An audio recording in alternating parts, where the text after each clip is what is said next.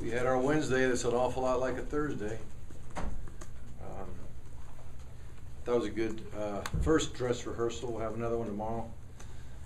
When you have a practice like that, you kind of wish it was Thursday already, because I think the guys are, I think they're prepared. I think they're ready.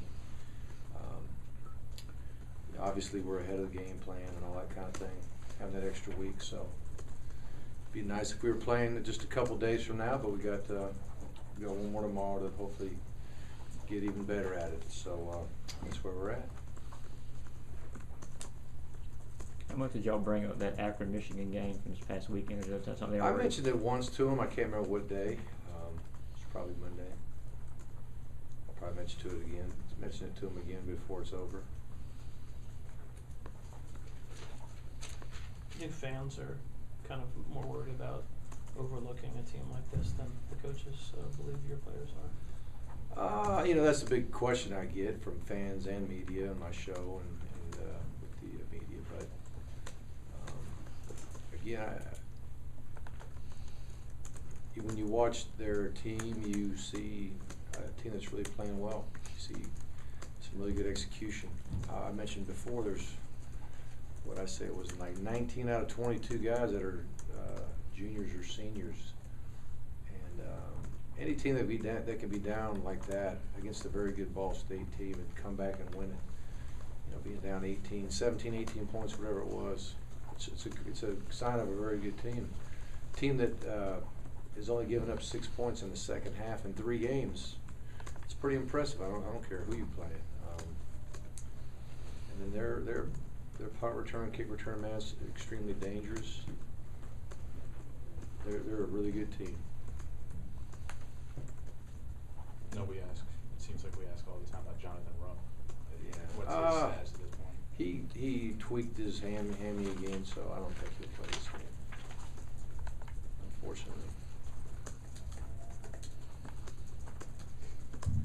That's when everybody starts clicking, man. Is he the only one besides Malcolm that you expect might be out this game? Yeah. Everybody else, who I've been saying all along, if there wasn't a setback, everybody else is in good shape. How closer, if any, are Skill Fluker and Kennard Johnson to maybe getting a few opportunities? I don't know. Away from them? I don't know. I'm just not sure if they'll play or not this game.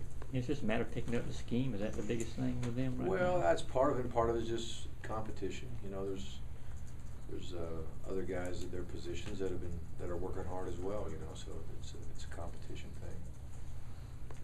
And learning, the faster you learn what to do, the faster you can truly compete. Mm-hmm. They're new. They're brand new.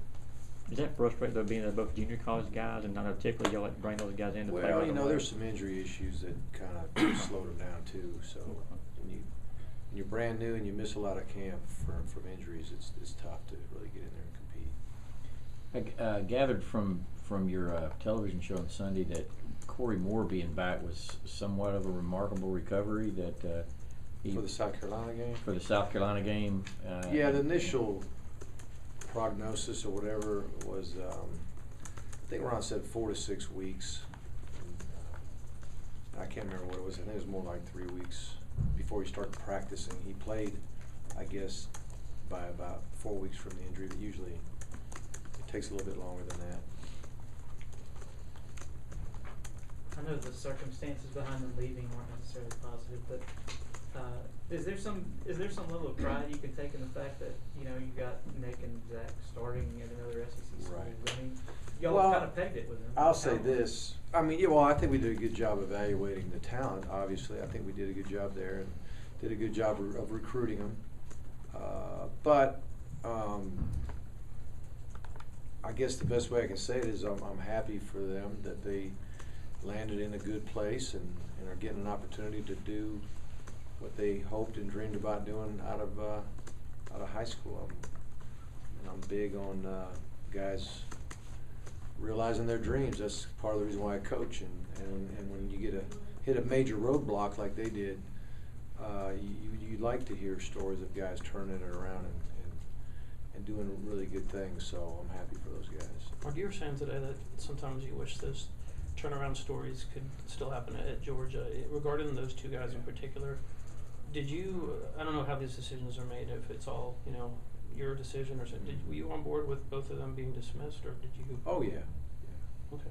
I mean, I don't think anybody's been dismissed here without me being behind it that I can ever think of at Georgia.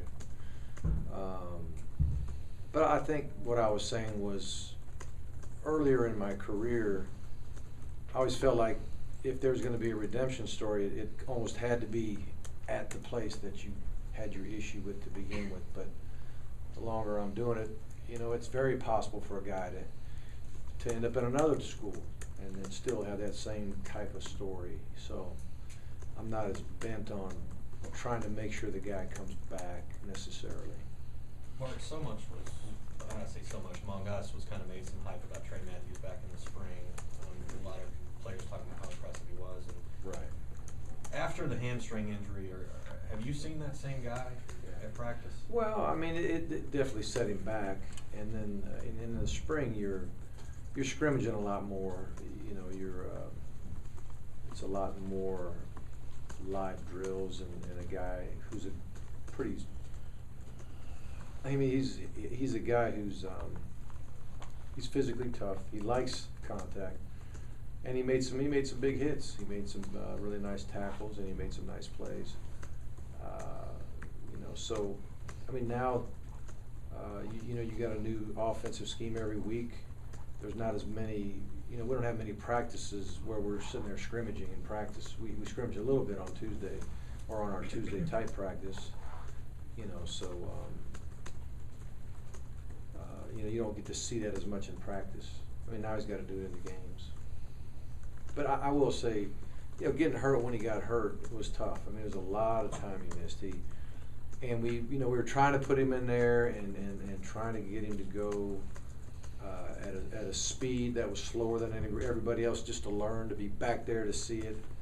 And sure enough, he burst too hard in a situation trying to compete, and pulled it again, you know. So that was, you know, back in camp, and I think it definitely slowed down his progression.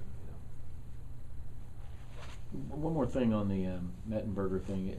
I never have been able to get Tammy, who works for you, to talk about the whole situation. She's been pretty open about not wanting to. I just wonder, that had to be awkward for your situation. I think everybody understood what was going on and why we did what we did, and I think at one time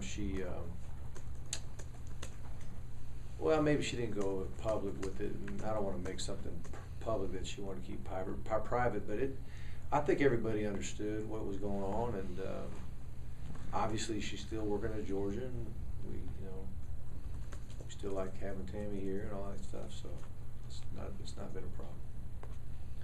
Coach, have you done anything different with Hudson Mason this week in terms of snaps, just in anticipation of maybe getting him in this week? Or? No, sir. Same amount of reps, and he gets a ton of reps with the 2 unit, and then there are times during the practice, like a pass skeleton drill, we might have Hudson and Murray working the 1s, so he'll get a lot of work with that group of receivers, and then with the 2s it might be Fatone and between Fatone and LeMay and Bryce, they might split some reps over there with the 2s.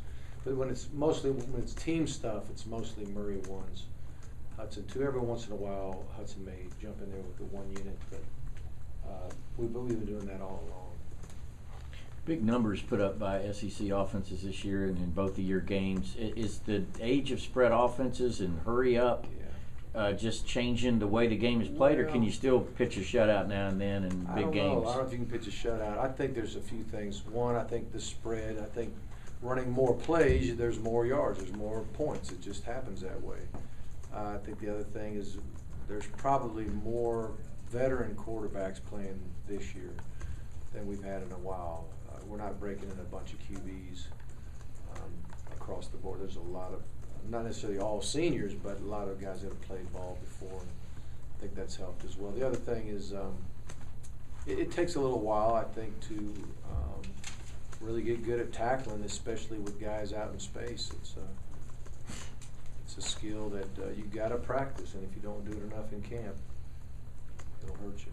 Good to have one more. Mark, this year, go down the list, Blake Sailors, Connor Norman, Belis, McGowan. Once again, it's a lot of guys that came here as walk-ons that are Mhm. contributing. Is it, in the past few years, been a little bit higher a number than normal? Well, if you remember going into last year, our scholarship number was down, and we were able to actually award more scholarships to some of the guys that were walk-ons. But you know, there's always more walk-ons who have earned it than get it. It's like this year we had closer to our 85, and so less guys were put on aid, and so sometimes it just is a matter of the year as far as who gets scholarships. But as far as who contributes, you know, there's a lot of guys that contribute that aren't on scholarship. Like I said, there's a lot of guys that have earned the right to play and probably earned a scholarship, but there's just not enough to give out sometimes. But we've always tried to give everybody a fair shot.